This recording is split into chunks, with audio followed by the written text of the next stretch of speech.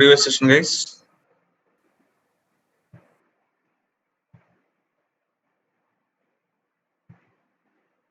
Share my screen.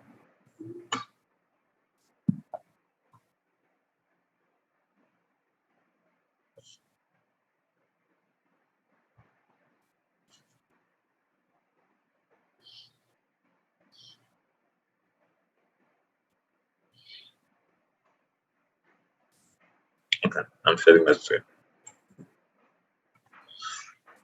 Okay.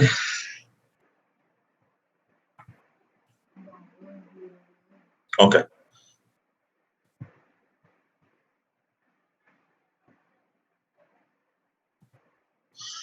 Okay, guys. So yesterday we were talking about backup and disaster recovery. Okay. After that, we started with the snapshot. Okay. So the major problem with backup disaster recovery is that, okay, so we have a lot of options. Okay. Suppose, okay, one option, okay, which we could see bit problem is the trash option actually. Okay. So by default, the trash will be enabled only for 6 hours. Okay.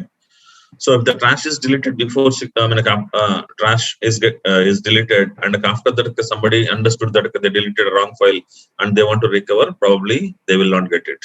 Okay, because so when you delete a file initially, that will be moved to trash. Okay, from there, okay, it will be there in trash. It will be there for 6 hours. From there, okay, it will be deleted permanently. Okay, once it is deleted permanently, nobody can do anything. Okay.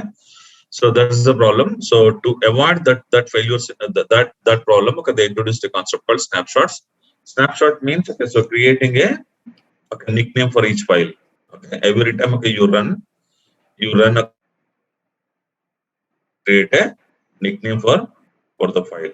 Okay, so this is what, okay, we understood yesterday. Okay, so this is my project directory. Inside this one, okay, I kept the first file. Okay, and I created a snapshot. When you create a snapshot, what it will do, it will create a duplicate, okay, a nickname for the same file. Okay, so if you take sample1.txt as the main file, okay, so main file name, okay, this is the first time they put for this file, for this data, okay, sample1.txt. So then, okay, when you create a snapshot, it will automatically create, okay, a nickname with this actually. Okay, so until all the names are there, my file will be safe. When my actual data will be permanently deleted if all the three main name and nicknames are deleted. Okay, so here, okay, so these nicknames are read-only files actually.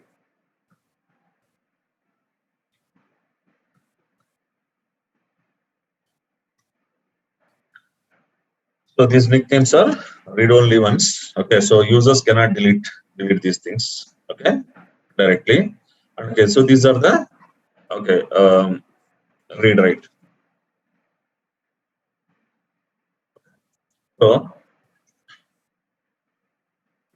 read-only and hidden files.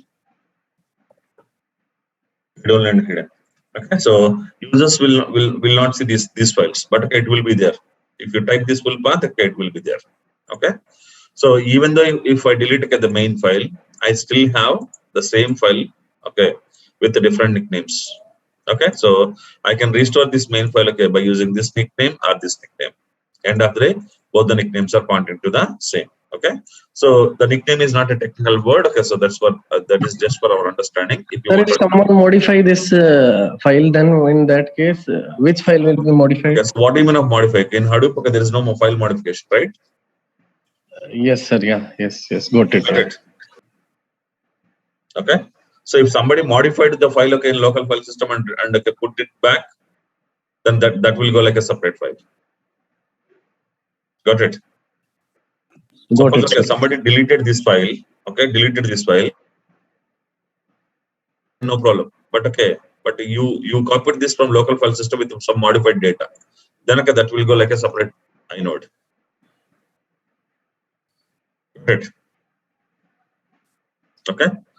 So I hope, okay, you understood the concept of snapshots. Okay, let's come back to the theory part. Okay, Hadoop snapshots are read-only. Sir, one small doubt. So that read-only file, snapshot files, though the original file can be deleted, still it will be visible. So when we can completely disable because delete because other two files are still in read-only mode, right? Yes, sir. Yes, sir. I will tell you, sir. I'll tell you that part. Okay. Okay. Okay. How people will create? Okay. So let's say there is a project. Okay. So first, okay, we'll see the theory part now. Then, okay, I'll cover all your doubts. Okay. At the end of this theory, okay, you will have answers for all your questions. Okay. Okay, sir. Okay, sir. Yeah. Thank you. So SDFS snapshots are read-only point-in-time copies of the file system. Okay. So read-only point-in-time copies of the file system. It means, okay, so when you create a snapshot, on a particular project directory, so at the time of creation, whatever the files we have, whatever the subdirectories we have for each file and each subdirectory, it will create a nickname. Okay, it will create a hard link. Understood? Okay, so this is the hard link path actually. Okay, so it will create a hard link. Okay. So snapshot can be taken on a subdirectory of the file system or entire file system also. Okay, so normally, okay, so if you see SDFS starting point, the starting point is root. Okay, if you want to take it directly on root, okay, under root, okay, let's say you have project underscore Reliance Fresh, okay, project underscore accounts, okay, credit card, project underscore loans, okay, project underscore insurance. Okay, so like this, okay, this is my cluster, this is my HDFS, okay, and I have 5 different projects data stored in HDFS. Okay, so I can create snapshot on the entire file system, okay, or I can create only for project 1, okay, or project 3, project 4, like that, whichever project I require. Okay, but normally in real time nobody will create a snapshot for entire file system. Okay, so snapshots, okay, will be enabled only for the required projects, not for all the projects. If they really feel that their data is very critical, okay, they enable the snapshot. Okay, but okay, even it is not critical also, you can enable the snapshot, it's up to them. But normally, so snapshot enablement, okay, will happen only based on the projects.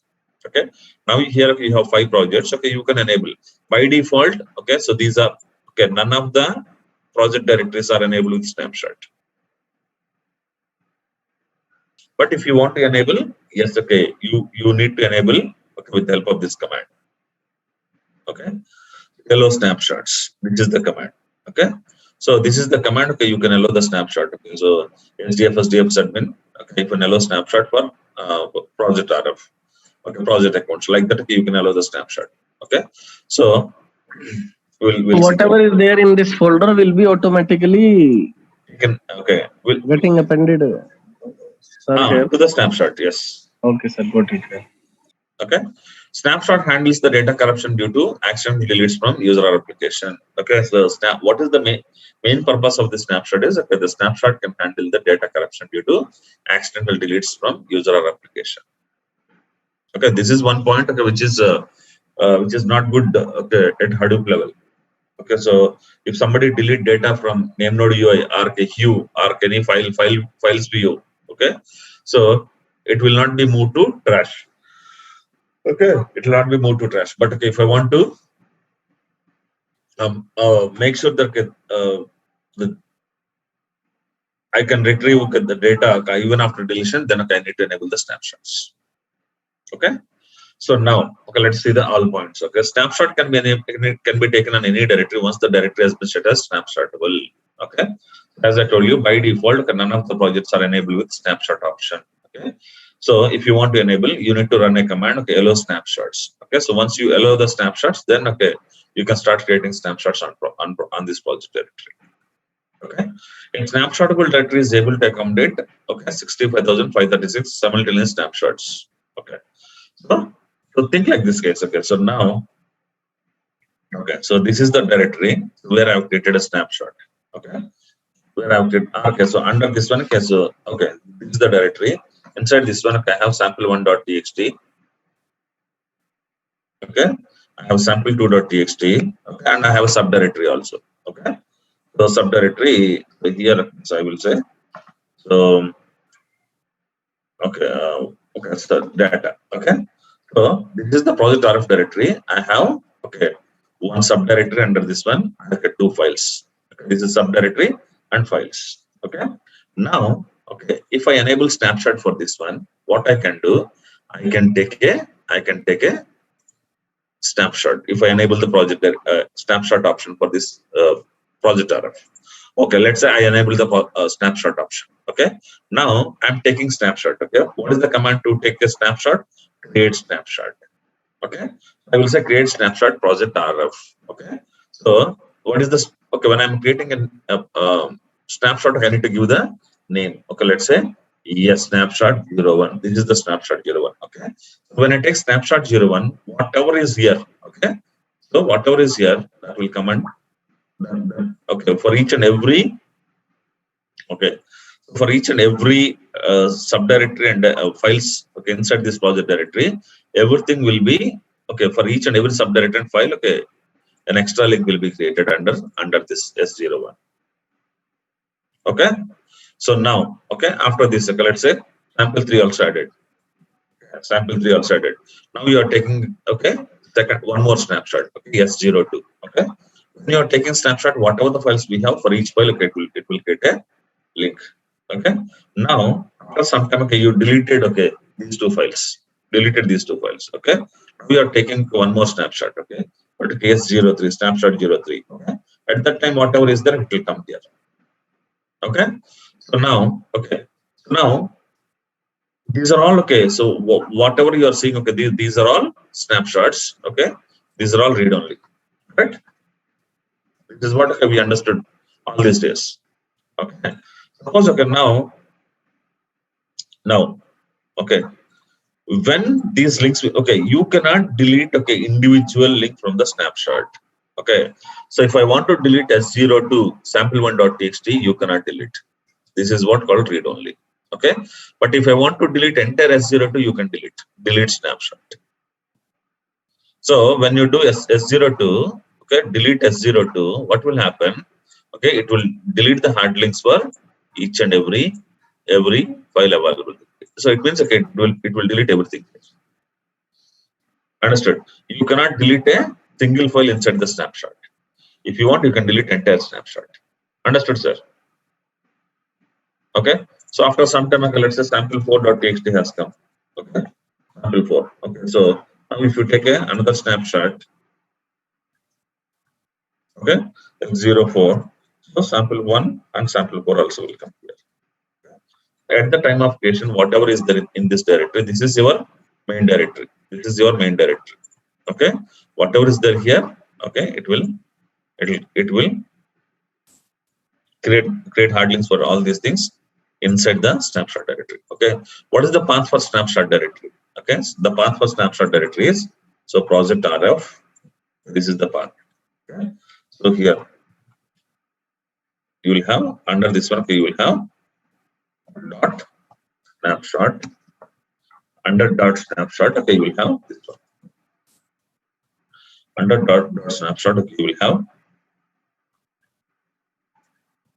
S01. Okay, under S01, okay, you will have this one.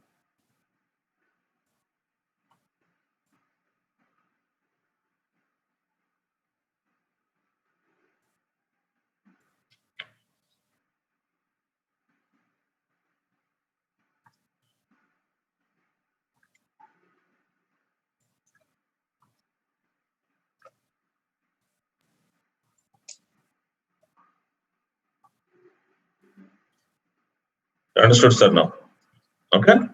So under project RF, under snap, okay, under that you have something called dot snapshot. Under that you will have snapshot name, okay, subdirectory. Under that, okay, whatever you have at the time of taken snapshot, you will have that data here. Okay. So if you cannot delete single entry from here, if you want to delete entire snapshot, you can delete. Understand, guys? If you want to delete entire snapshot, you can delete, but okay, you cannot delete single entry in the snapshot. Are you clear? So like this, okay, inside one snapshot directory, it can accommodate okay any directory, okay, any project directory, okay, it can accommodate okay. Okay, it is like 4 snapshots I have inside for project RF. Okay, it will accommodate only maximum of 65,536 snapshots. Any snapshotable directory. Okay, and there is no limit for number of snapshotable directories. Okay, this is okay for project RF. In the same way, okay, I can have project accounts also here. Okay, if I have five directories, okay, I can make all 5 directories as snapshot enabled directories. Okay, there is no limit on number of directories. If there are snapshot inside the snapshotable directory, the directory can be neither deleted, not renewed before all the snapshot deleted. Okay, now RF has snapshot inside this one. Okay, when there are any snapshots inside the project directory, you cannot rename this directory or you cannot delete this directory. Okay, so even if you try to delete this directory also, it will say snapshots are available inside the project this directory, so I cannot delete it. Okay, so if you want to delete, okay, let's say I want to delete this one. Okay, so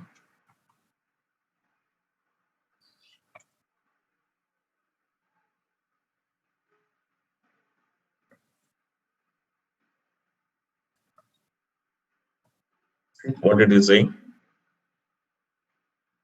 It is a snapshotable directory, and okay, it already has some snapshots. Correct. It already has some snapshots. Okay, so it is failed to move to trash. That's what it is saying. Got it, guys? So if the snapshots are available in a snapshotable directory, you cannot delete that directory, or you cannot even rename the directory also. Okay, and nested snapshots or directories are currently not allowed. Okay, so in other words, a directory cannot set snapshotable if one of its ancestors or descendants is a snapshotable directory.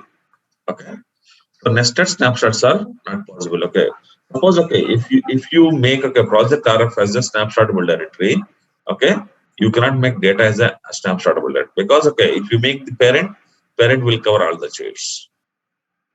Okay, or okay, let's say if this is enabled with a snapshot directory snapshot, then okay, you cannot make this as a snapshotable directory. Okay, if child is snapshot enabled, you cannot make parent snapshot enabled. If parent is enabled, you cannot make child enabled. But okay, if parent enabled, child will be covered under the snapshot. But child is enabled, parent will not be covered under the snapshot. Got my point, or any questions? So what is the maximum size of the directory, sir? Huh? What is the maximum size of so the yesterday I've explained. Okay, so by giving an extra nickname, okay, will the size grow? So the size of this directory is okay, size of okay, all these files. Because of these snapshots, okay, the size will not grow.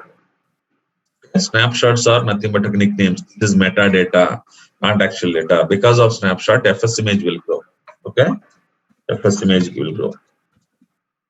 Okay. Okay. Not STF. Understood? Yeah, done. Clear, right? So, sir, though the current file is only sample 1 and sample 4, but it's from snapshot you can recover sample 2 and sample 3, right? No. Okay. From snapshot 2, you can recover sample 2, 3. Yes. So that's what I'm saying. So, though the actual file in the folder is directory is only 1 and 4, still you can recover 2 still and you 3. can recover 2, 3 from snapshot 2. Yes. Got it? Yes, sir. Okay. And now the question, okay, so how many days this snapshot? Okay, they keep it snapshots for, okay, it's a standard. Okay, so it is, I have seen, okay, 3 different projects, okay, 3 different clusters. In all the places, okay, they are keeping snapshots for 14 days. Understood? Okay, so but okay, there may be some companies, okay, who may be keeping this snapshot for more days also, but okay, we are keeping it for 14 days. Okay, suppose, okay, now if this snapshot is created the 8, okay, this is 427. Okay, so this snapshot 2 will be available, okay, till when? Plus 14 days. Okay. It means, okay, till May 12th it is available. Understand? Till May 12th it will be available. Okay. After May 12th, okay, this will be deleted. If this is deleted, can I retrieve sample 3, 2, 3? Sample 3, Anyway, sample 2 is here, you can retrieve, but sample 3 can you retrieve? No.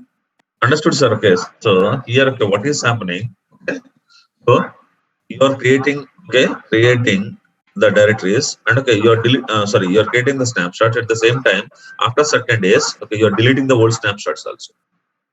Otherwise, what will happen? Okay, so until if this snapshot is there for a year, okay, this sample2.txt is there for 1 year. Got it? Huh? Yes or no, sir? So that's the reason what they will do normally. Okay, so they keep it for 14 days. After 14 days, they will delete it. Okay, so it means, okay, if you delete by mistake, if you delete a file, okay, if you come back and ask, okay, come back to us, okay, within 14 days, we can retrieve your file and give it to you. Okay, if you come back after 15 days, okay, you cannot. That's a policy. Okay, so we will tell all the developers, hey guys, okay, we maintain your data only for 14 days max in the form of snapshots. Okay, after 14 days, you don't come to me. Got it? Sir, by default, it's 1 year, sir. Sorry? By default, how many days, sir? So there is no default, sir. Okay, there is no default number here. Okay, if you don't delete, it will be there only like this, lifelong. Okay, but keeping snapshots for lifelong, okay, it's a waste of space. You deleted a file last year, okay, that time you created a snapshot. Even you delete a file, sample1.txt, okay, but the space for sample1.txt is not released, right? Actual data is not deleted, okay, until this is deleted. Correct or not? Yes, sir. Okay, so you need to understand that. Sir, but when we are one S02, S03, S04, in all the cases, sample 1 will be exist, right? Sorry? In this 4 directories, S01, 2, 3, 4. In all the cases, sample 1 will be stored, right? Sir, each one will go for okay max of 14 days. Okay, so on file until level, unless that will be exist, right? Yeah, until it is existing, okay, you can retrieve this data. Yeah, okay, that's it. Yeah. Until this is existing, you can retrieve the data. 1 second, guys. The same what is it? File will be existent for directories. Yeah, so the file and subdirectories, everything will be existing until you have the snapshot. Sir, the snapshot file share cheyagalama sir denikana vere. No. But okay, you can copy the snapshot file as a main file. Main file only, right? Okay. Yes. Or you can cat the snapshot file. Understood? So now we created snapshots yesterday, right? Okay, so now if I see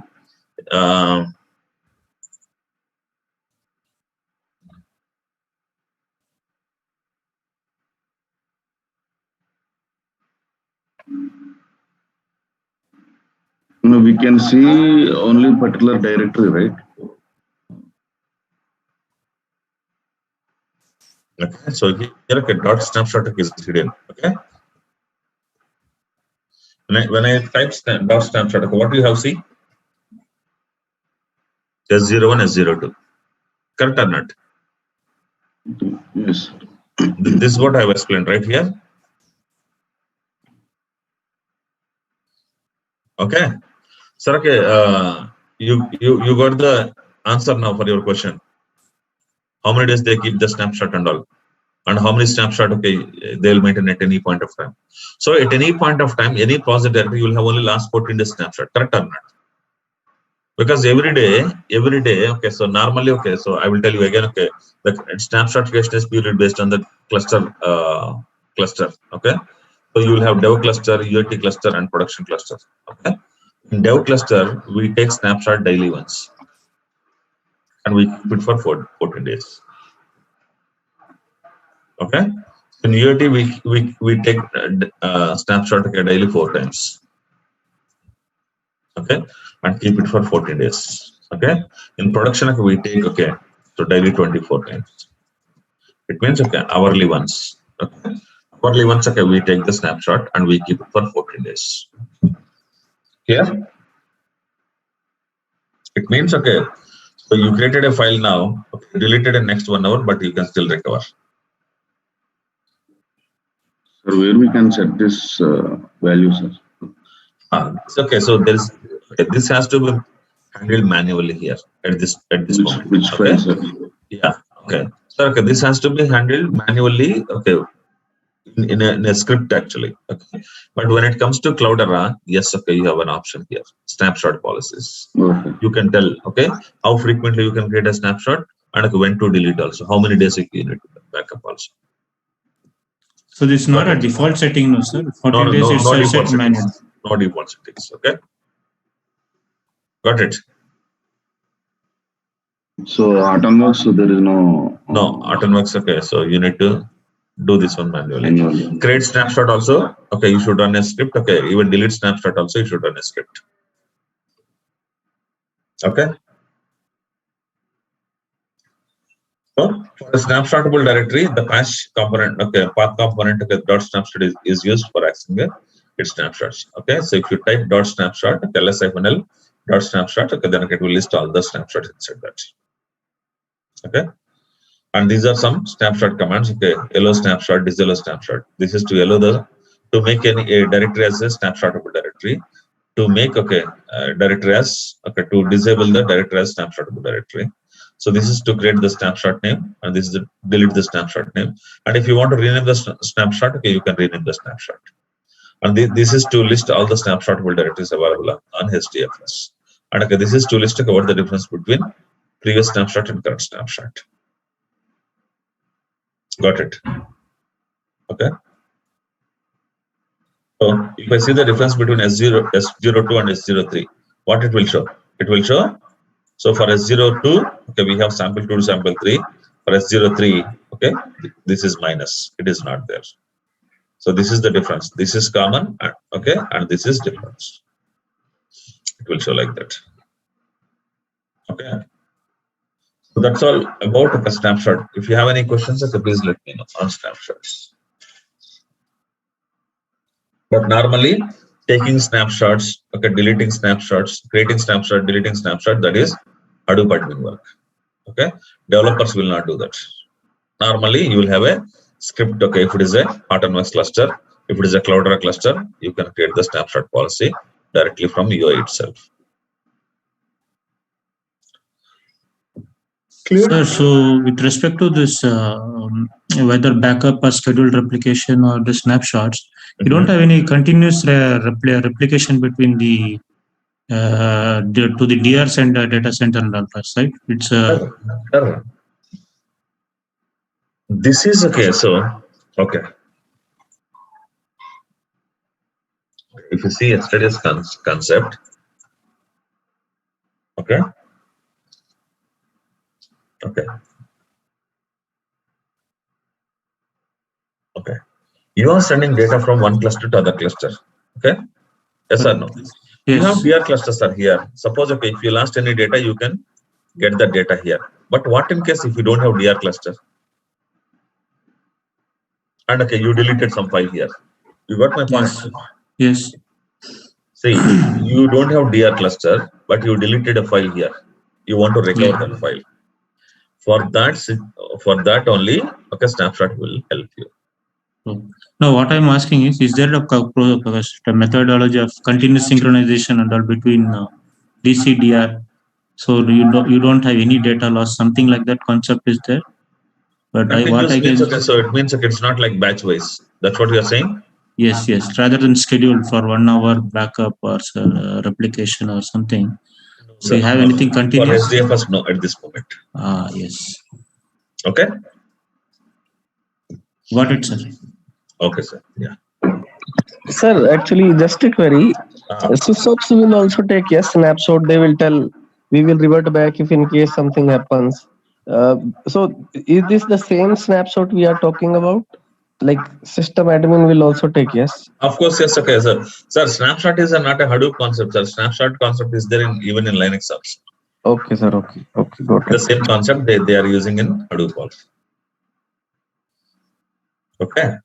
So generally in real time, these snapshots is allowed Is by default allowed, or we need to? 100% allowed. Okay. So by default, when you create a project directory, it is not allowed. Okay. So project manager has to tell. Okay. When we instruct us to allow the snapshot, right, sir? Yes, sir.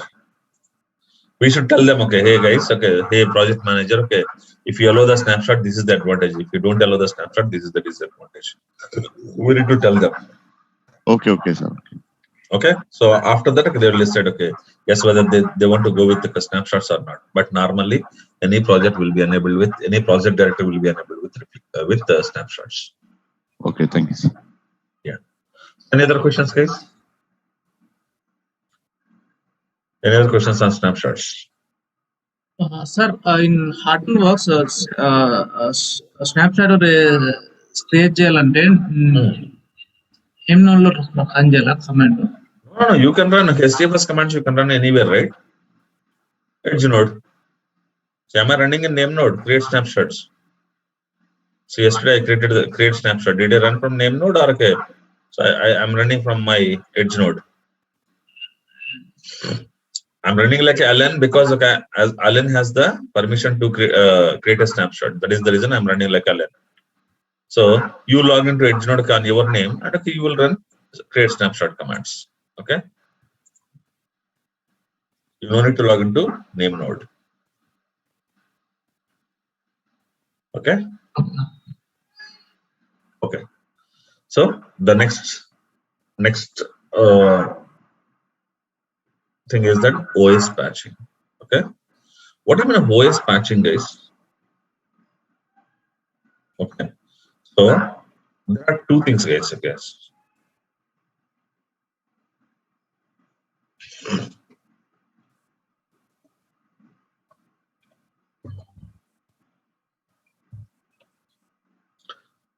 So that okay. So let's say I have a Linux server here. So okay, let's say this is Hadoop cluster. So this is my Hadoop cluster NN1, NN2. Okay. So here okay, I have DN1, DN2, DN3, DN100. Okay. So this is my Hadoop cluster.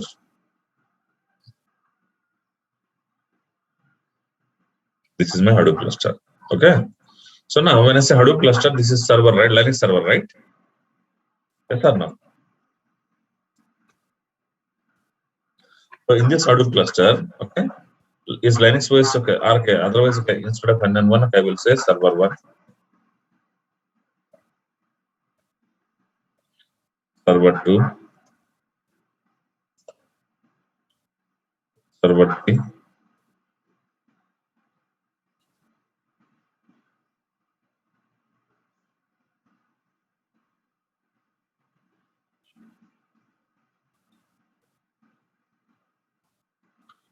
I've taken 6 servers. Okay, 6 servers. Okay, so if I want to install Hadoop, okay, definitely I need to install OS here. Okay, so Linux OS. OS is mandatory in each and every machine. Will you agree with me? You will install Linux OS, okay, then you will install Hadoop. Okay, Hadoop in all the machines. Okay, you will start the services.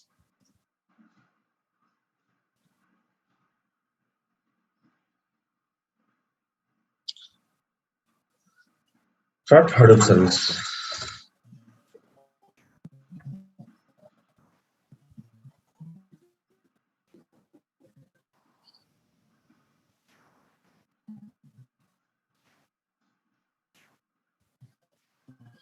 So is it fine with you?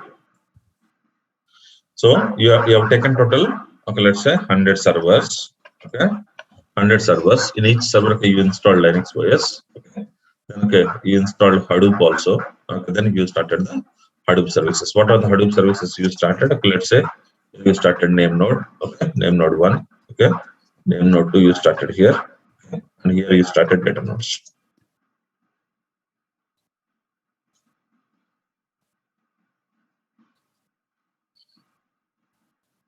DN1, this is data node 2, this is data node 3, this is data node 100. Okay, okay, so our data node 97, 98. Okay, so 98 data nodes, 2 name nodes we have. Okay, this is my cluster. Okay. When I say cluster, okay, so now, okay, we are using Linux OS. Okay, so which version we are using? Okay, let's say 7.5 we are using.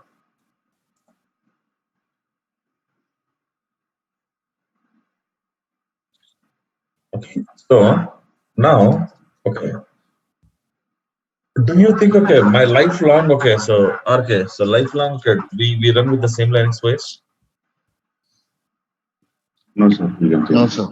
Okay, sir, okay, we set up our cluster in sometime 2013. Okay, so today it is 2022. Okay, yes, okay, do you think, okay, so whatever the OS we used in 2003, the same OS we are using now also, Linux OS? No, sir. All right, definitely. Okay, it means, okay, once in a while, okay, so we need to update the OS. Okay, we need to update the OS or other softwares running on these machines. Okay, Linux server. Okay. Otherwise, okay, so maybe the latest version of Hadoop will not support the old version of Linux OS. That is the reason. Okay, so once in a while we need to update the Linux OS also from each and every cluster, or from each and every server in the Hadoop clusters. Okay, so now, okay, what are the different ways to upgrade your Linux OS? Okay, so upgrade means, okay, what do you mean of upgrade?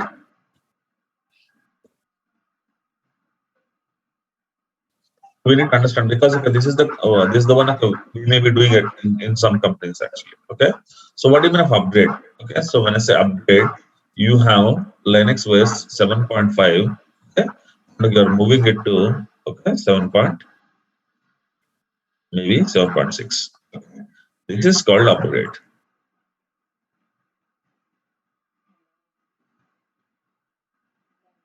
Okay, but okay, what do you mean of patching? New one is added. Okay, sorry. New one is added, I think. Patching means, okay, so here, okay, so The here upgrade we have is some bugs. 7.5 to 7.6, right?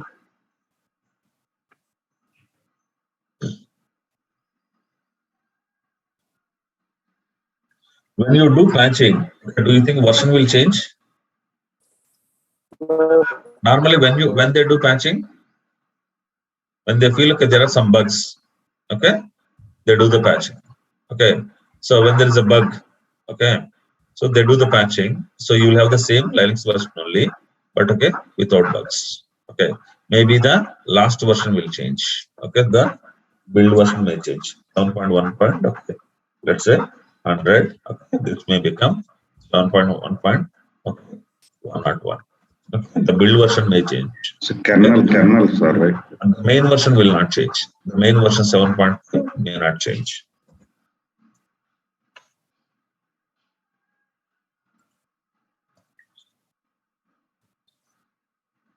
Okay, so it means, okay, so here, okay, the last version, okay, the last number, okay, the 100, okay, so 101 or 200, okay, so so these are like build versions, you can take it. Okay, so when you upgrade a cluster, okay, so the OS may change from 7.5 to 7.6. Okay, but when you patch your cluster, okay, so you have some bugs inside 7.5, and okay, you are upgrading to 7.5 next build, okay, where the bugs are cleared.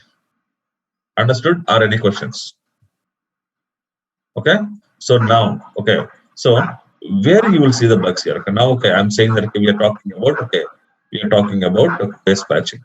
Okay, so now where you can see the bugs normally.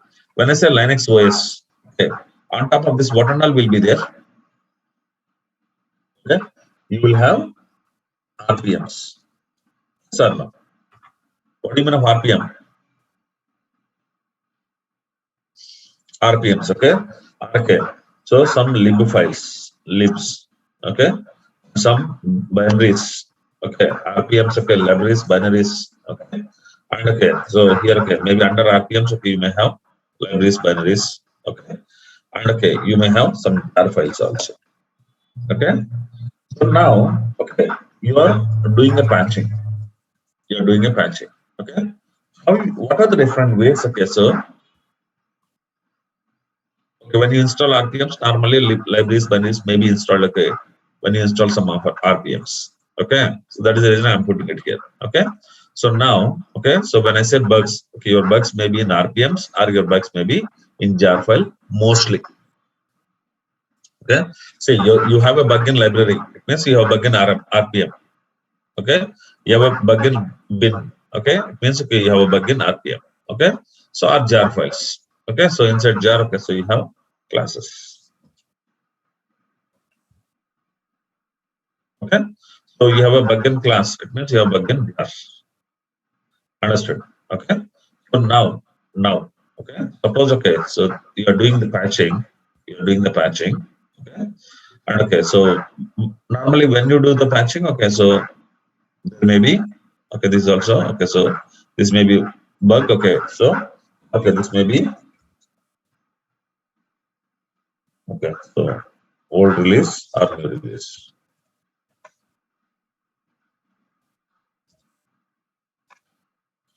So bugs are okay, so up, okay, so new functionality. Bugs are okay, new functionality.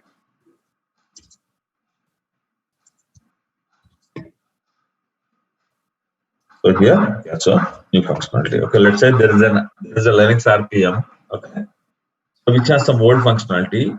If I patch this to new RPM, okay, then I'll get the new functionality. Okay, it may not be always bug. To get the new functionality also, okay, you can go for the patching. Okay, but when you do the patching, the major version will not change. Yeah, like 7.5 will not change. Okay, so now RPMs. Okay, okay, what are the different ways to get to patch these RPMs?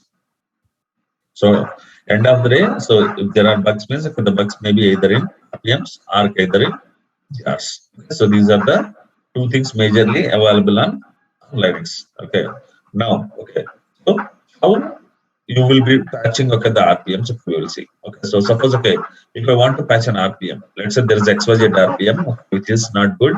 I want to go for XYZ, okay, next version. Okay, how do you patch the RPM? There are, to patch RPMs, there are different ways. Okay, so to patch RPMs, there are different ways. Okay, one way is that, okay, so RPM hyphen IVH or RPM hyphen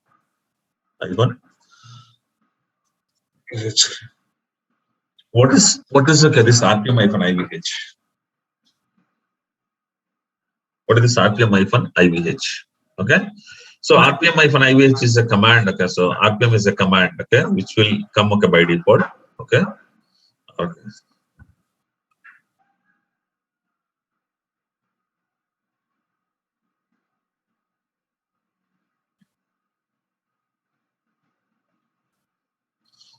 So this is okay. So install or update. Install or update. Okay. So when you do this one, install or update. Okay. So okay, this is one way. Okay. Other way is that. What is the other way? Yum, sir. Yum.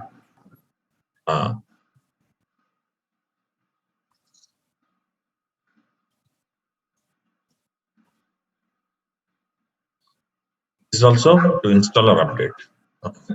So now, but what is the difference? See, there are, okay, two different commands, okay, we have. Okay, to install or update a software. Okay. So RPM hyphen IVH and yum install. What is the difference between these two? Why they have given two commands for the same functionality?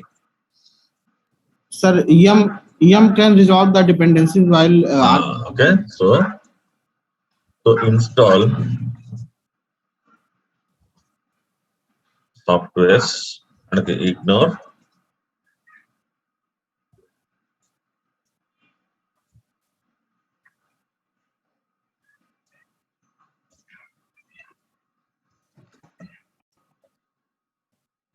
okay. So when you see RPM hyphen IVH, okay, so what it will do, it will install main software, okay, and okay, ignore if they have any, if there are any dependencies. Okay. Okay, when it comes to this one, okay, so install main software and its dependencies.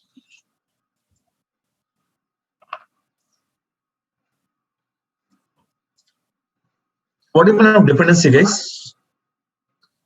So you might have observed this one, okay, very clearly while setting up the base VM. Okay, you used many places, okay, like yum install, correct? Suppose, okay, when I say yum install Python, okay, how many softwares it will install for Python?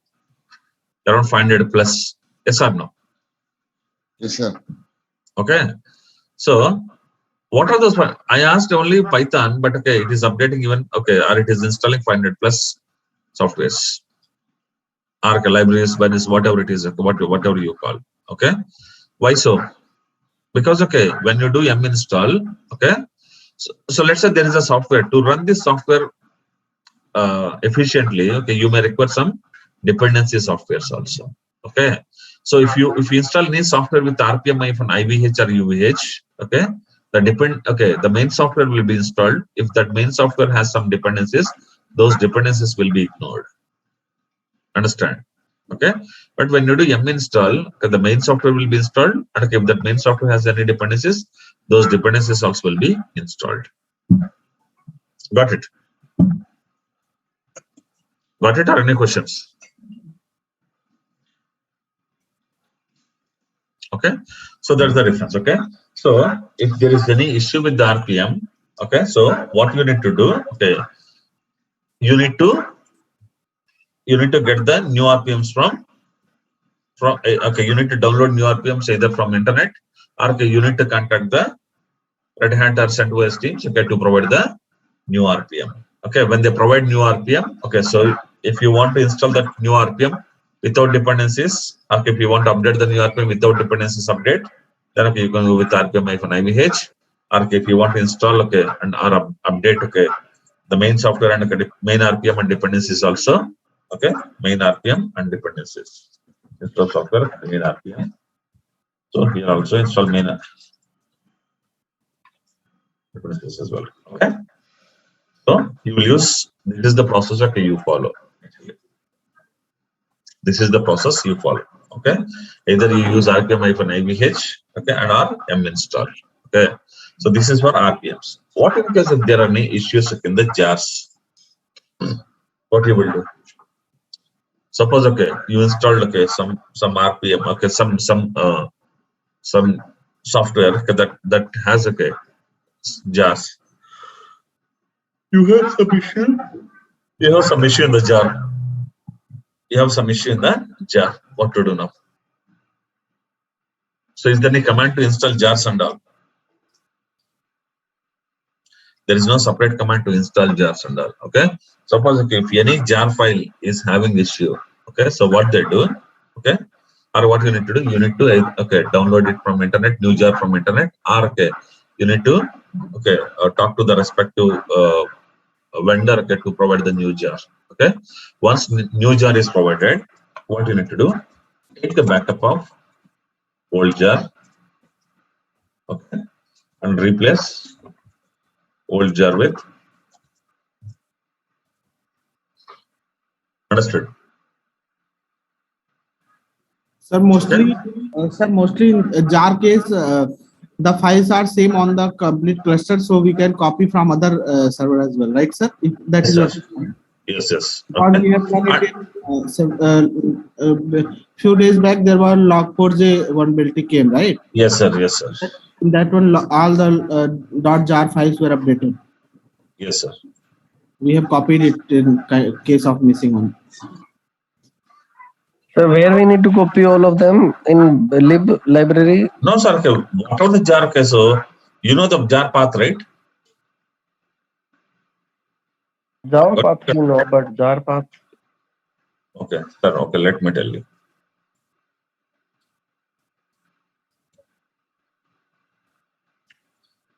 Okay, so apart from Ambari, okay, so let us take this one. Okay, so when you install Python, okay, when you install Python, okay, when you install, okay, Postgres, okay, you got Postgres JDBC.jar, yes or no? Yes, sir. It is in which path? Yeah, user share Java Postgres. Okay, so suppose if you feel that there is an issue with this jar, what you will do? Just okay, I got it. So we need to just replace it with just so either you move it to some other place, okay, to be safer side, okay, because the new jar is very bad compared to the old jar, then you need to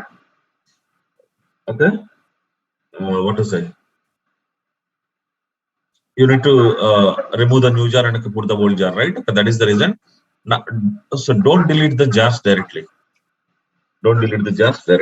Okay, instead so what we do, move this jar file to some other location, okay, and put a new jar in the same location, under user share Java. Great, guys. Okay, so this is what you do. Okay, in case of RPMs, okay, you know what to do. In case of jars, you know what to do. Okay.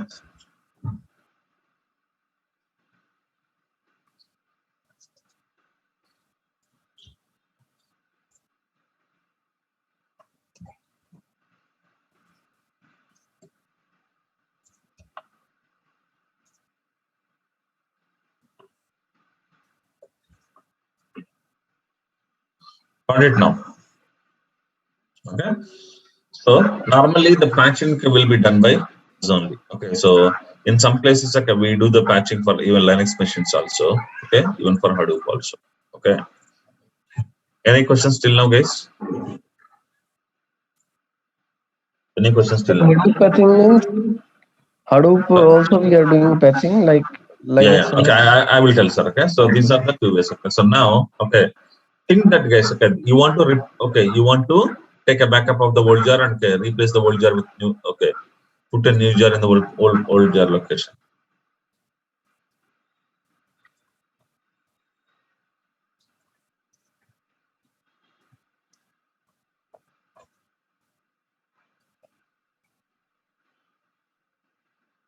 You got it?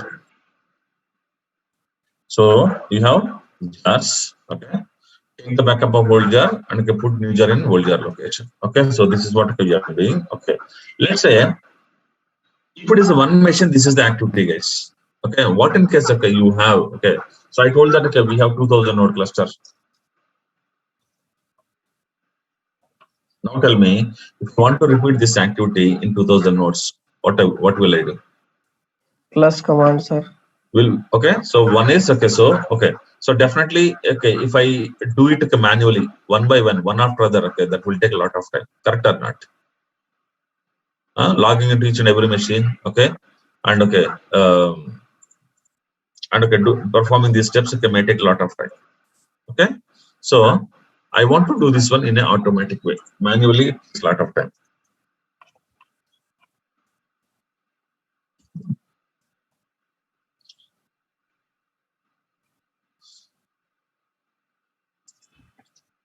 That's or not? Okay. Now I want to do this one in an automatic way. Okay. So to do these things, patching in an automatic way. Okay. So we have some third-party applications. Okay.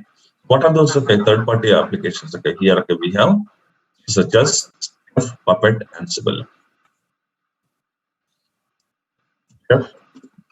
Puppet, Ansible. So they're all will help you. To do this kind of so we have Clutch also, right?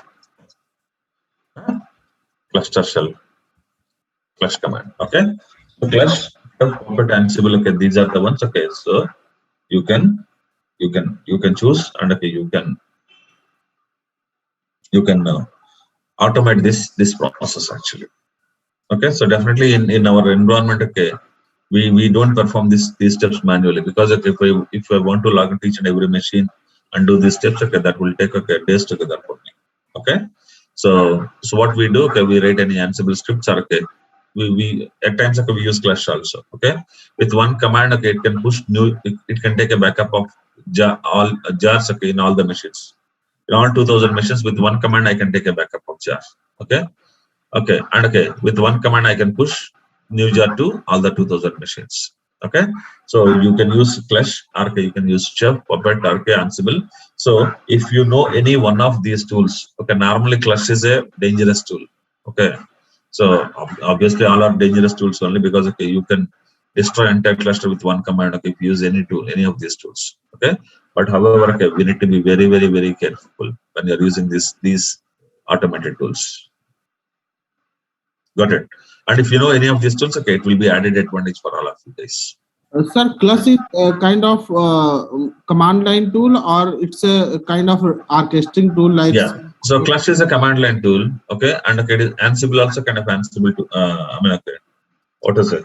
Ansible I know, sir. Ansible I know. Ansible Puppet I know, sir. Because Yeah, these are the orchestrating tool, and they have the playbooks and. Yes. You need to read the playbook and you need to execute. Yes, sir. But Clutch is like same one, or it is just. No. Clutch is not like same one. Okay, sir. No. Okay. So these are the ways, okay, to do the patching, okay, in an automated way. Got it. Okay. So we don't have nothing to talk about patching, guys. Okay, and I cannot show any practicals also on patching. Okay. So okay, but I can tell you that how frequently they do the patching actually. Okay. Normally patching activity. Okay. In our environment, okay, we do on quarterly basis.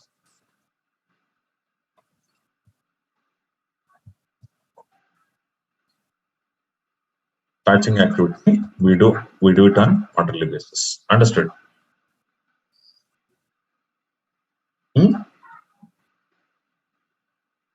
Every quarter, okay, we do the patching. Okay, so we get all the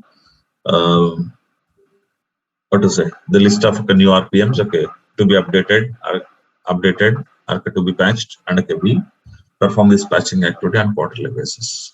Okay, definitely, okay, Linux team will help us. Okay, so now, okay, so okay, here, okay, so this is Linux patching, right? So normally, okay, who will do the Linux patch? Okay, the steps are like this, guys. Okay, so first, okay, so okay, when the patching activity is started, okay, so what Hadoop admin will do? Okay, Hadoop admin will okay. Again, okay, is it like a full patching or a rolling patching? Express patching or okay? We call it express patching. Rolling Patching and okay, rolling patching. So normally in real time, okay, what they use? Rolling patching. It means okay, they'll take server by server and they do it. Okay. Okay. So now what they do actually? Okay. So okay. So Linux admin will push the patch to all 2000 nodes at a time. Okay. Okay. He may be Linux admin. Okay. So normally it is Linux admin. Push the patch to all the 2000 nodes at a time. And okay, inform Hadoop admin. Okay. So what Hadoop admin will do now? Okay. Stop the services. Stop the enter maintenance mode, stop the services. That's it. okay. So Yes, push sir. node into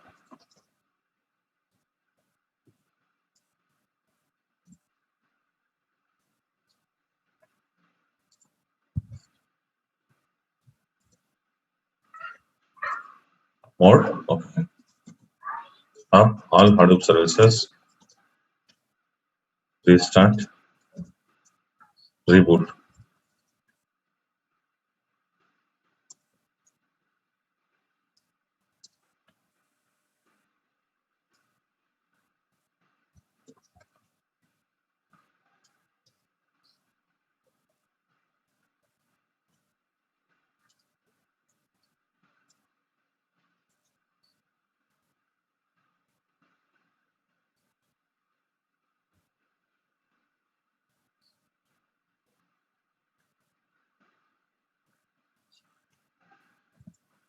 Understood, guys? Okay.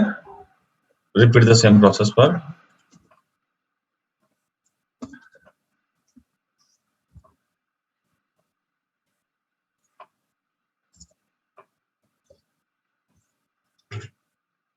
You need to understand, okay, what is, okay, what Linux admin will do, and okay, so what okay, Hadoop admin will do. Okay, so Linux admin, with the help of Ansible, Puppet, okay, he will push the new patch to all the nodes at 2000 nodes at a time.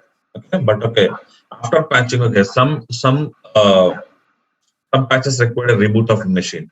Okay, so what Hadoop admin will do, so he will identify a node.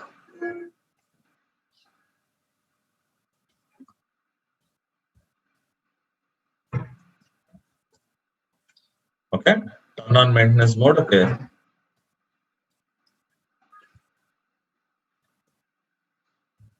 node, okay, stop all Hadoop services, reboot node. Okay, start all Hadoop services on the node.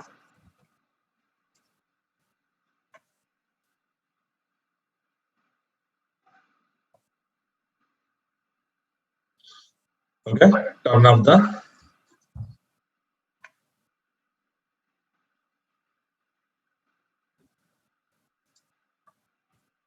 okay. This is what this is the responsibility of Hadoop admin. Okay, so pushing the patch to all the 2000 servers, okay, is 2000 nodes is Linux admin responsibility, and okay, this is the Hadoop admin responsibility.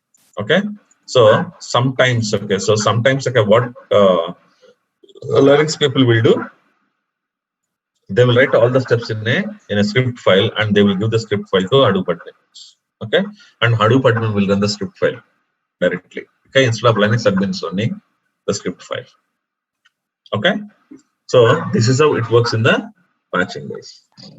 So they will give their part, and we need to follow our part. Means exactly, sir.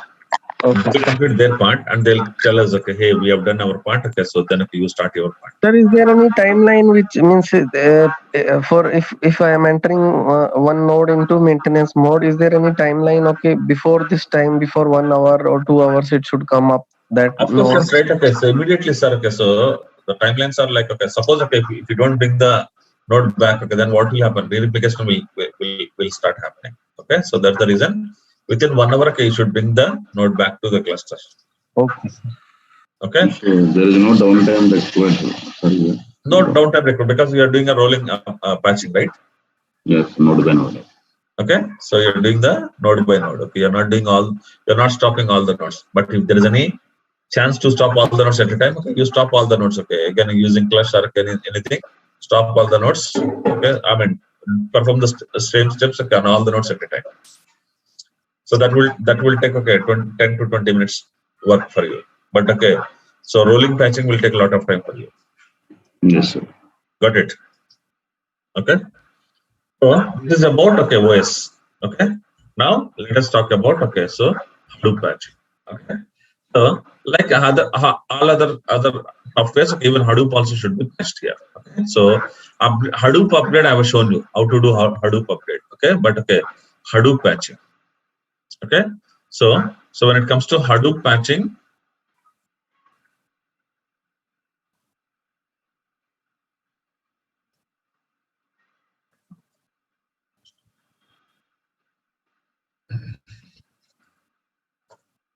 when it comes to Hadoop, okay.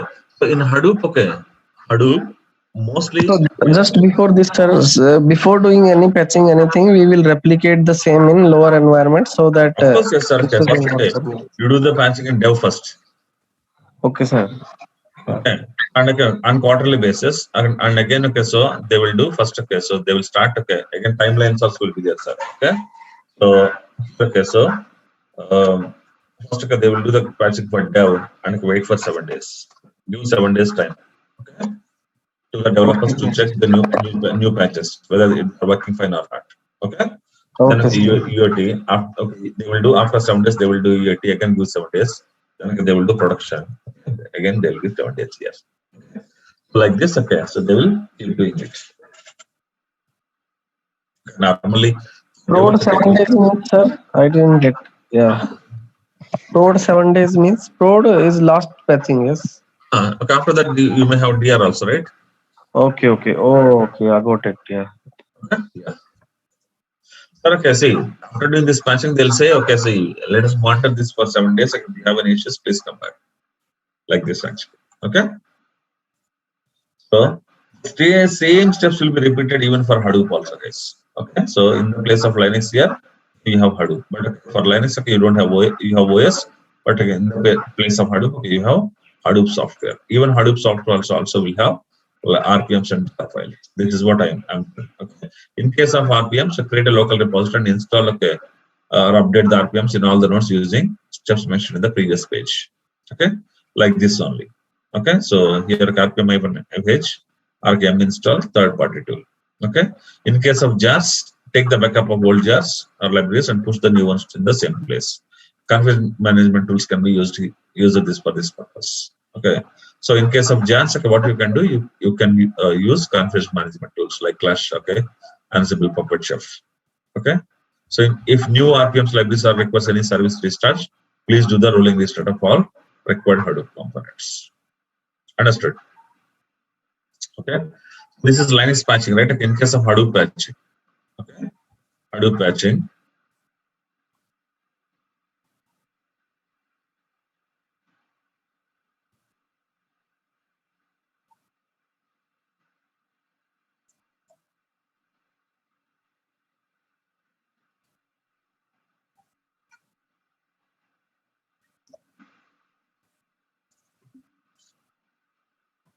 Sir, can you show this Hadoop patching once?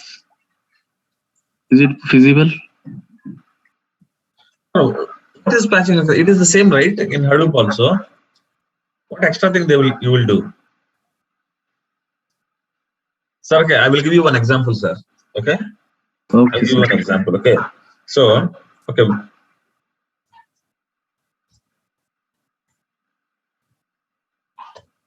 Okay.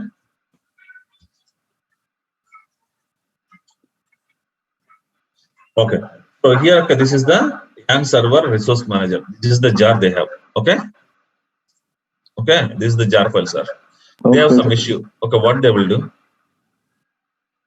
What they will do? They will take backup of this jar and then. So if there is an issue in this jar and if your RM is not working as expected, so what you will do, you will contact Cloudera team or Hortonworks team. Okay. So what they will do, they will say, okay, fine. Okay. So here, this is the jar you have. Okay. They will give, okay, new jar like this. Here it is 78. They will give 88. Okay. Understand? Okay, sir. Got it. Okay. So now, okay, you remove 78. Okay, you remove 78. Okay. And okay, in the place of 78, you put to 88. Okay, but okay, after doing this jar replace, okay, definitely you need to restart the resource manager, correct? So here it is not there, so that's what it is. Small changes here. Push the new Hadoop patch to all the 2000 nodes at a time. Okay, and from the cluster, non-maintenance mode. Stop all the stop required Hadoop services. Stop. Okay, restart required Hadoop. Stop required Hadoop services on the node. Okay. Now, okay, you no need to for Hadoop patching. You no need to start required service Hadoop service on the node. Okay, and turn off maintenance mode. Okay, repeat the same process for each. Okay, in Hadoop patching, you are not rebooting the node. It's going to reboot only the restart of the service Hadoop service. Got it? That's the only difference between Hadoop patching and Linux patching. In case of Linux patching, you will reboot the server. Okay, but here, okay, you will not reboot any server. Normally Hadoop patches will not require reboot of servers. Got it? Okay, sir. Yeah, got it. What are my questions? This is about Hadoop patching. Okay. Sir, for Hadoop, there is any kind of utility in like Cloudera Manager or somewhere. Of course, yes, okay. Some of the configuration pushes you can do from the Cloudera Manager itself, right? Okay, sir. Okay. Yeah, but not all. Okay.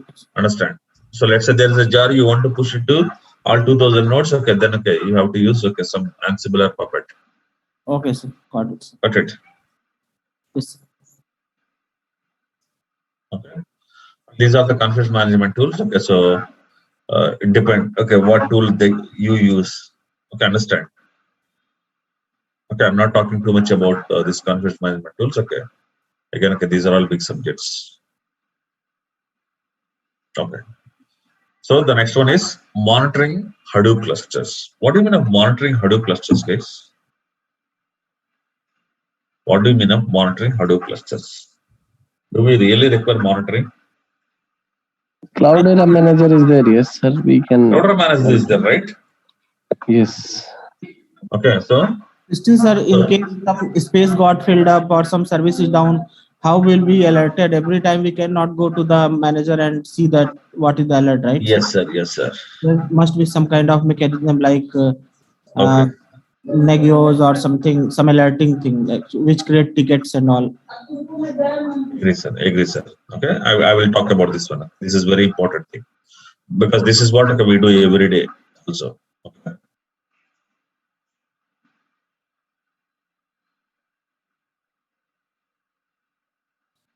Okay.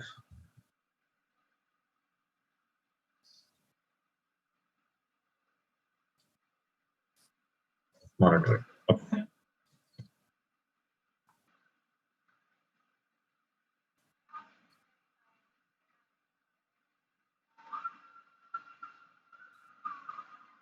So again, I'm taking the same. Okay. So this is server 100. Okay. So here I will take server 101. Okay. Hadoop is not installed here. Hadoop installed here. Okay. Hadoop services maybe Ambari server. Not Hadoop services, Ambari server.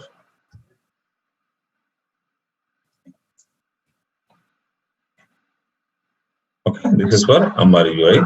Okay.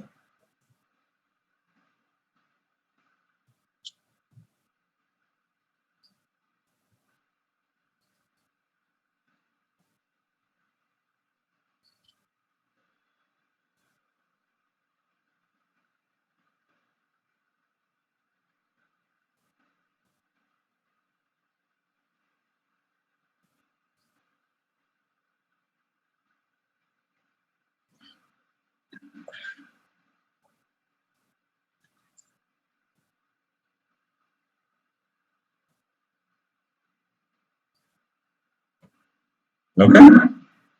Fully agree. This is my cluster, right, guys? Huh? So now I have a server. Okay, a server. Okay, where my name node, everything is running. Okay. Now inside this one, what are the different services running here, guys? What are different services running here?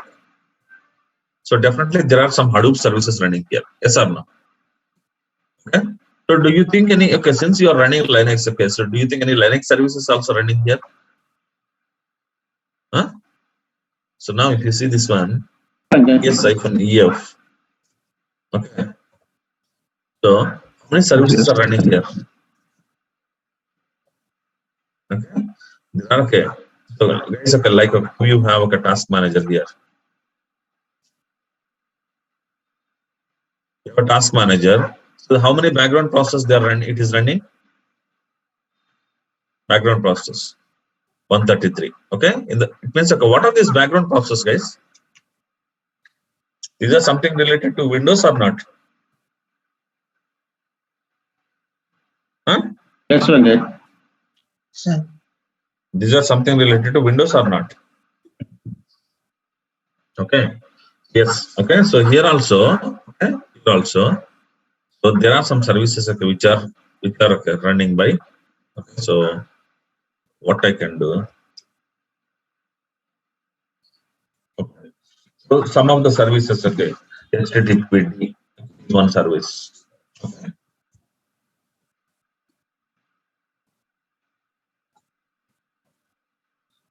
It is running. Okay. So okay. So okay. Then NTP.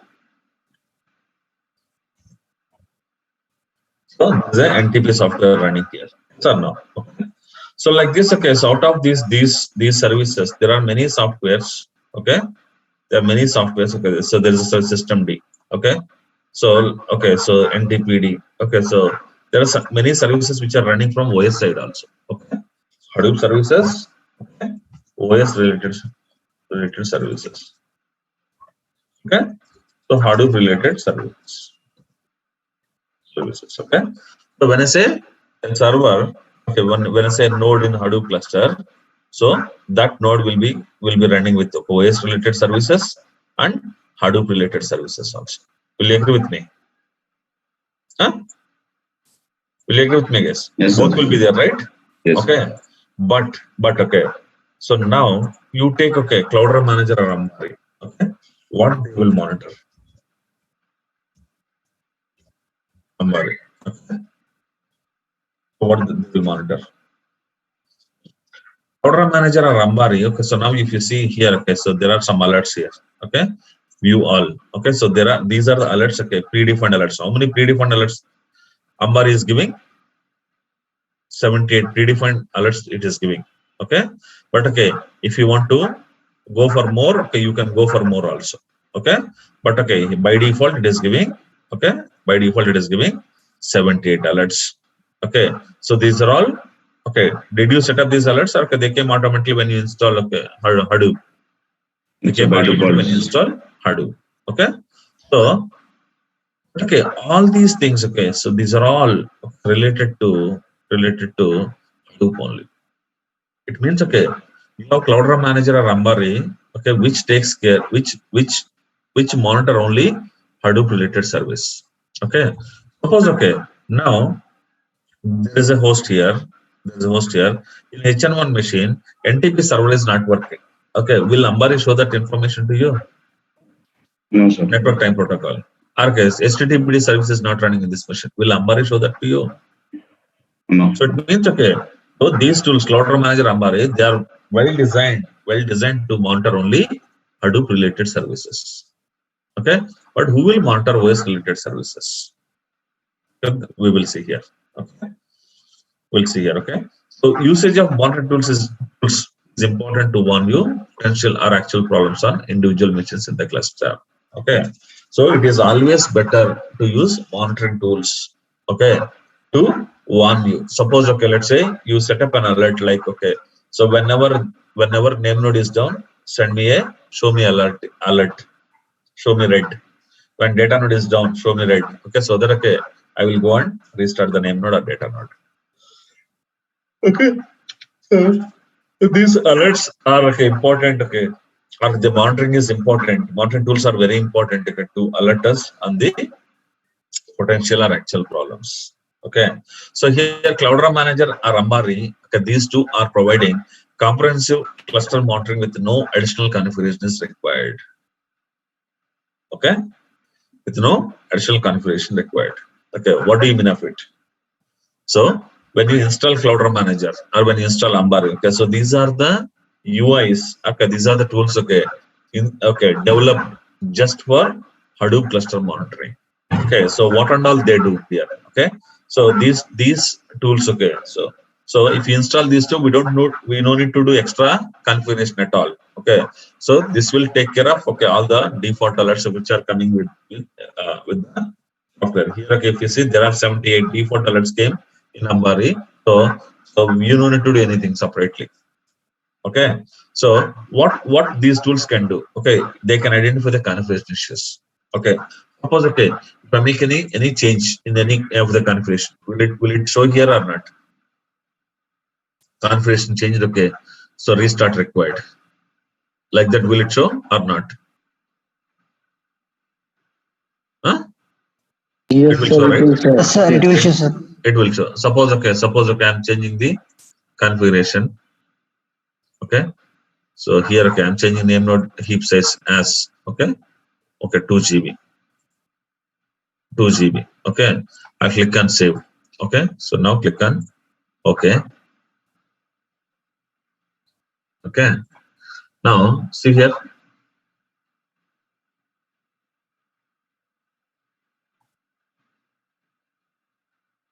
Okay, what are these things?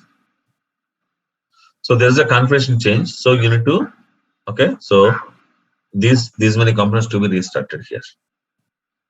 Understand, guys? Okay, so it means, okay, so what, okay, these people are doing.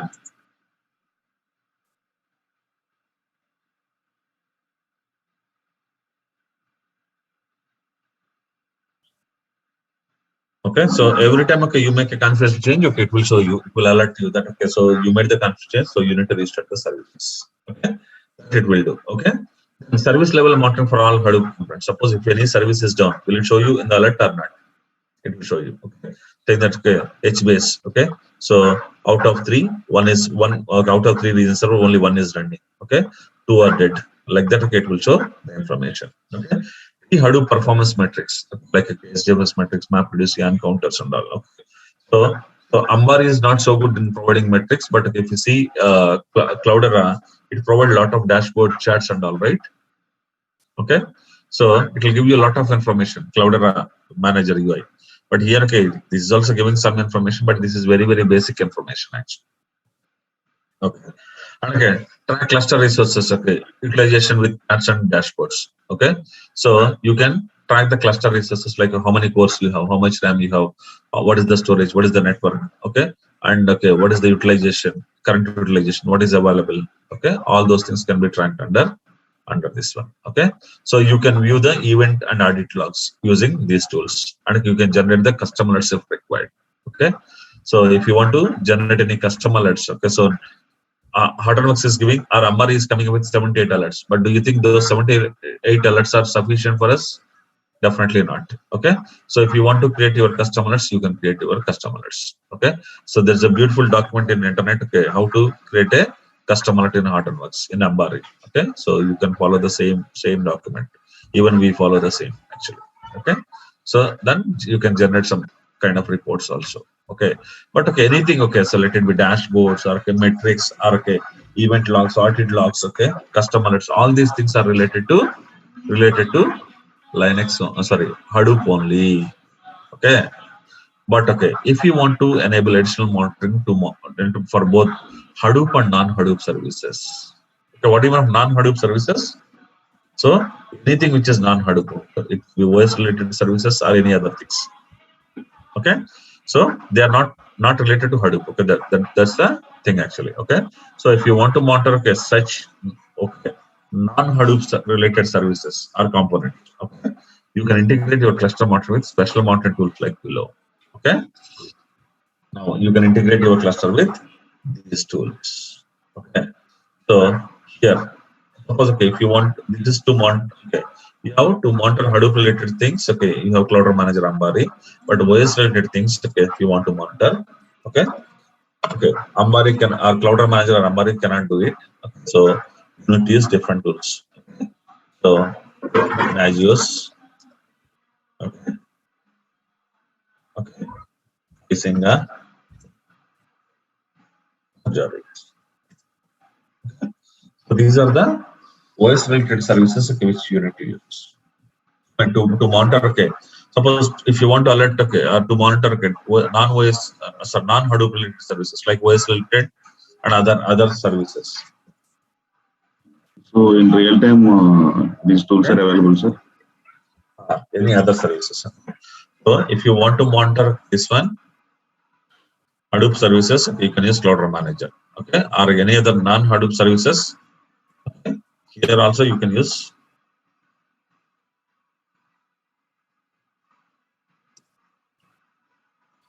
one good thing is that okay, Nagios, Isinga, Java, these can monitor even Hadoop also. Understood? But anyway, okay, see, anyway, we have Cloudera Manager or Ambari who are already monitoring Hadoop related services, right? Okay, so we know normally for Hadoop related services we go with the Cloudera Manager only, Cloudera Manager or Ambari, but okay, we don't go with this one. Okay, but okay, here for this related or any other services we go with this one only. Okay.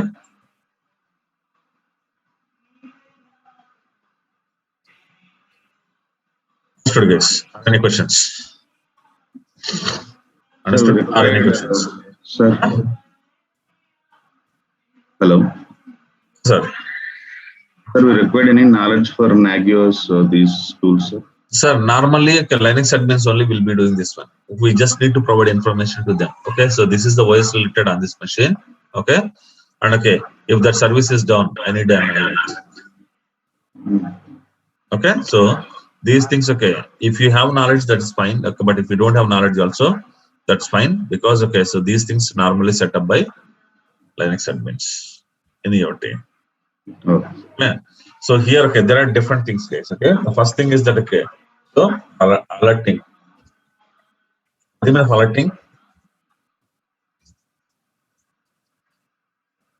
Okay, then graphs or dashboards.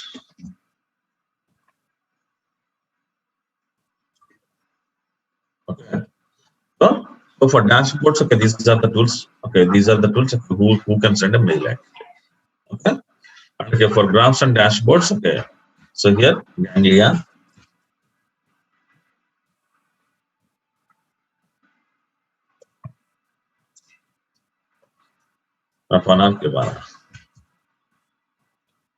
These are the tools. Okay, so here, okay, Cloudera Manager is coming up with.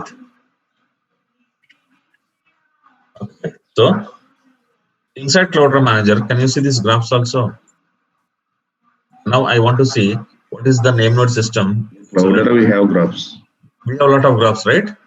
Yeah, okay, even okay, if you want to see the basic graphs, okay, you have. Okay, so this is the name node one machine. Okay, I want to see, okay, last 24 hours metrics for name node.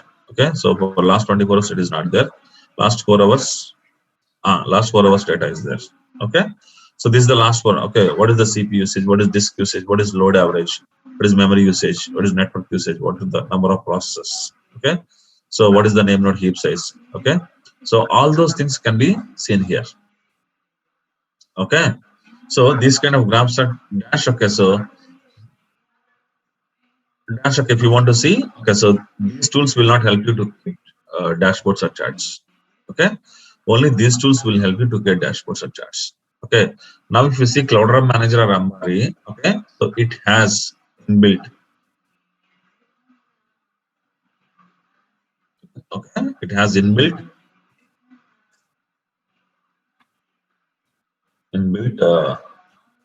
Nagios and Ganglia.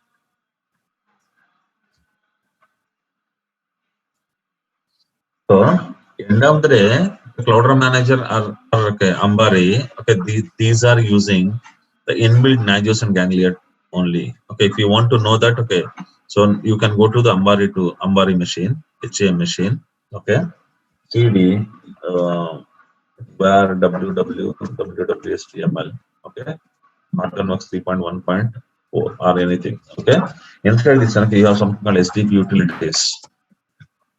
Okay, okay, CD CentOS 7. CD.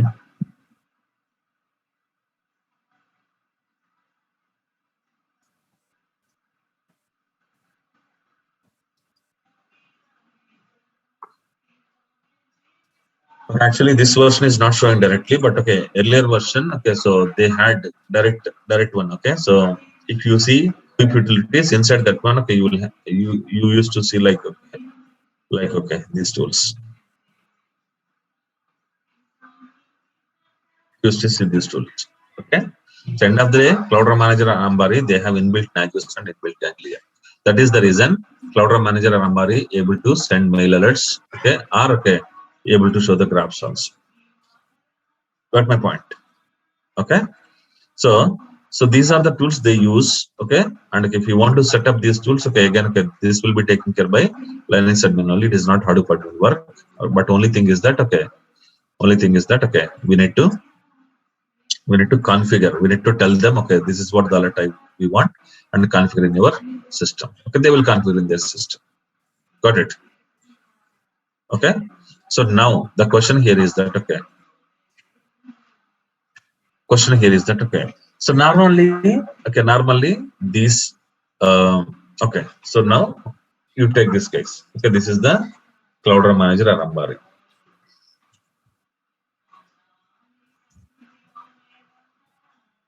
This is the Cloudera Manager or Ambari node. Okay, it has built-in. Okay, it has built-in alert system. built-in dashboard system.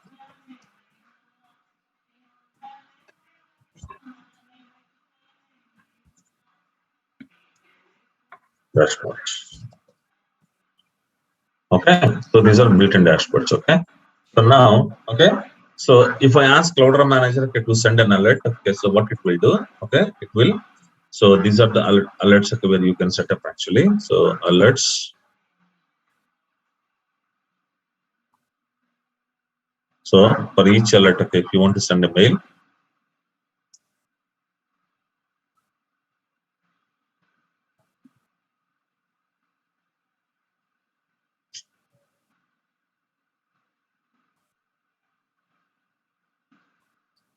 okay, manage alert groups, manage alert settings and all. Okay, so here,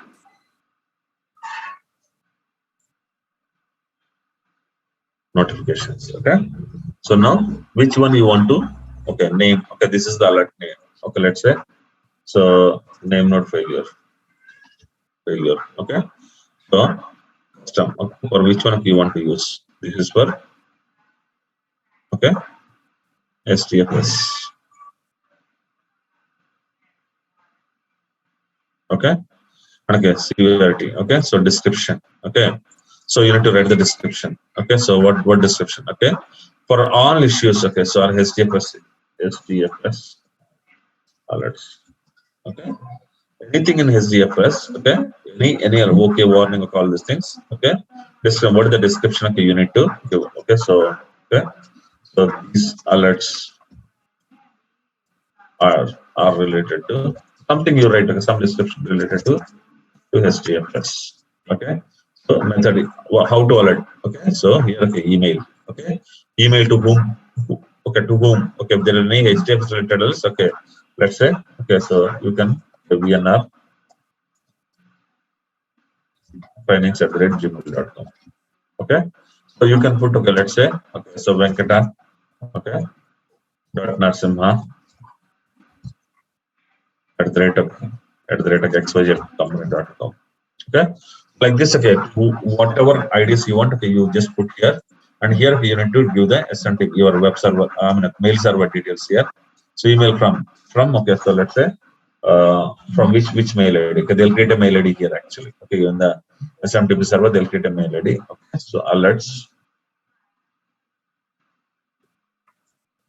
Ambari underscore alerts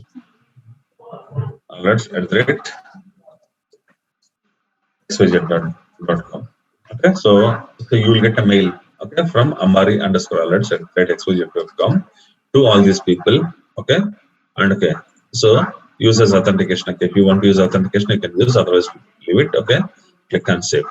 Okay, alerts are there automatically. These people will be notified.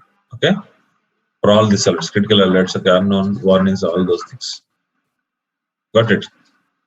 Okay, so this is how. Okay, so you need to set up the manage. Set up the alerts actually. Okay, so if you set up this one, automatically whenever there is an issue, Ambari will initiate the mail alert. Okay, so automatically you will get a mail alert to your mailbox. This is one way. Okay, so build alert system. Okay, this is one way. Okay, what other way? Let's not using this inbuilt alerting system. Okay, what some people will expect. Okay, so it will send a alerting system. Will send mails. So,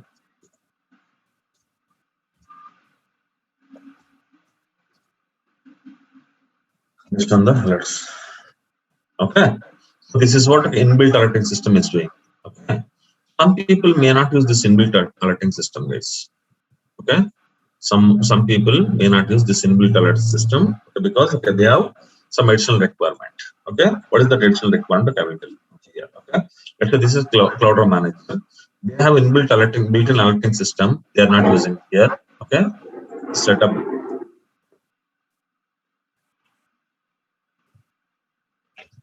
Okay, so they don't use this one actually. Okay, so what they do? Okay, they write a separate script here, guys. Separate a monitoring script. Let's say monitoring source. what the script will do, okay, this script will continuously monitor Ambari, okay, Ambari, okay, runs for every 5 minutes, runs for every 5 minutes, okay. So monitor,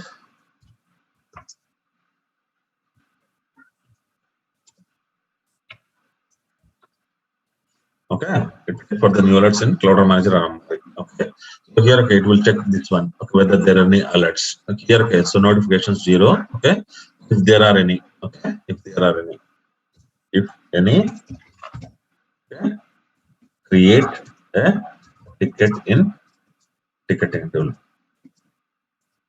Okay, so what the script will do, if there are any alerts, okay, for each alert, it will create a ticket in ticketing tool. This is a ticketing tool. Okay, it may be service now. We'll talk about these tools, okay, in the later stage. Okay, but okay, so it will create a service in the ticketing tool. Okay, so what this, okay, so what this ticketing tool will send a mail to respective people.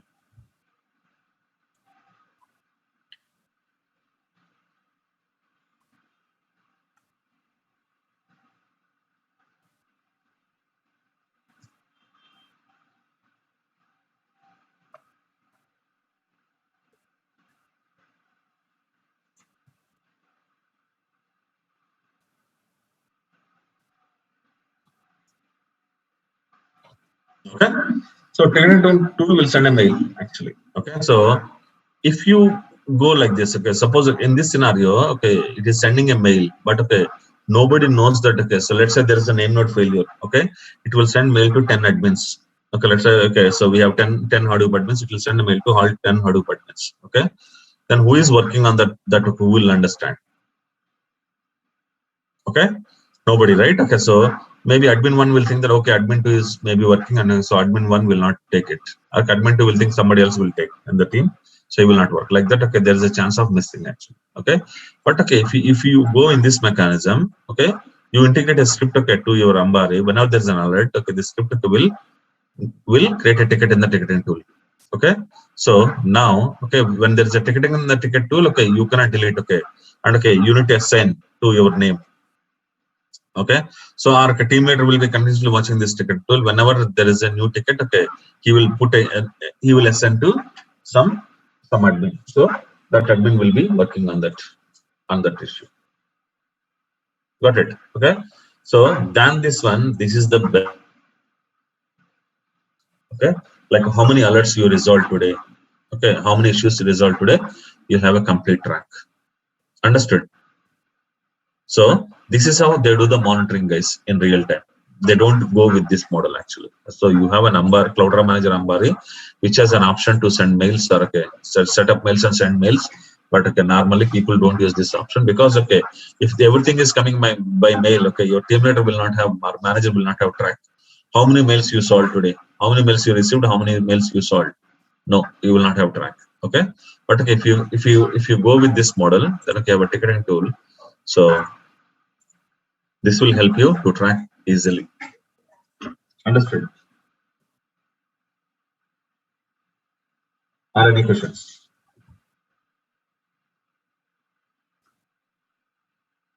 Are any questions? Okay. So this is how the tracking will work, monitoring will work. Okay. So whenever there is an alert, immediately the script will create a ticket in this tool. Okay, and your team leader or manager will assign this ticket to any of the admin name. Otherwise, okay, if manager team leaders are not there, okay, you'll have to continuously keep this ticketing tool open, and whenever there is a ticket, you need to assign it to on your name and okay, start working on this ticket.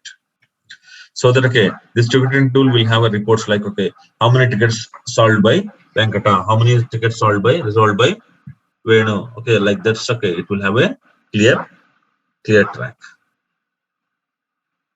Okay. So I guess that's all I have for monitoring, guys. Okay, I don't have anything else. So normally people go for okay, if anything, any Hadoop related services, they will go for Cloud Manager Ambari, and okay, this Hadoop related services, okay, tracking can be like this. Okay, So then, okay, non-Hadoop. Okay, so these are Hadoop related services.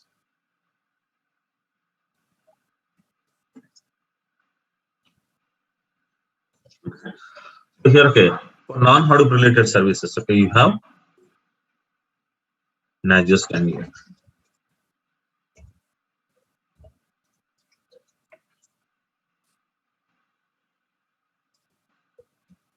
Okay, so same thing. Okay, so this has the capability. Okay, you need to set up. Let's manually. Okay, so now, okay, so but this has the so here this works in this way. So no need of monitor script here. Okay, so this will monitor. Okay.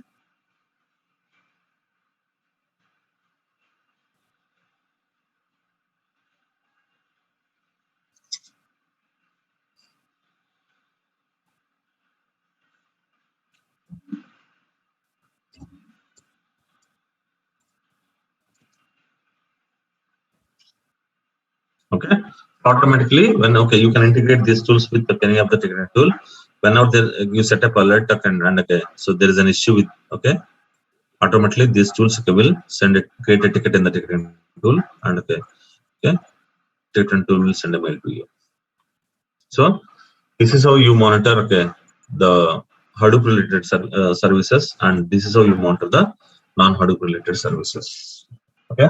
So this is very important, guys. Okay, maybe interview. Okay, they'll ask. Okay, how do you get the alerts? Okay, how will you get mails? Or okay, will you track all these tickets under ticketing tool? All those things are very important. Okay.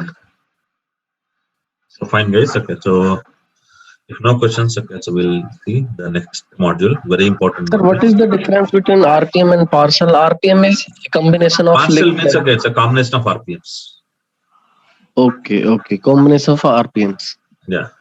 Okay, sir, we here means for installation we used RPMs, yes, earlier for Hadoop. For Cloudera installation we used partials. For Hortonworks installation we used RPMs. Okay, sir. Got it. Okay. So guys, okay, the next and very important topic is security and Hadoop. But guys, okay, so I have some urgent meeting by 9 o'clock, and I need to prepare for that meeting. So I will stop it here for today. Okay. Maybe this half an hour we'll cover on some other day. 25 minutes we'll cover on some other day. Okay. So and one more thing, guys. Okay, so I guess we still have 4 missing classes. Correct. So there's no exception this week, guys. I'm not going anywhere. I don't think there won't be any power issues also. Everything is fine at my home at this moment. Okay. So anyway, Saturday you have morning class 6 a.m. Okay, 6:50 a.m. IST.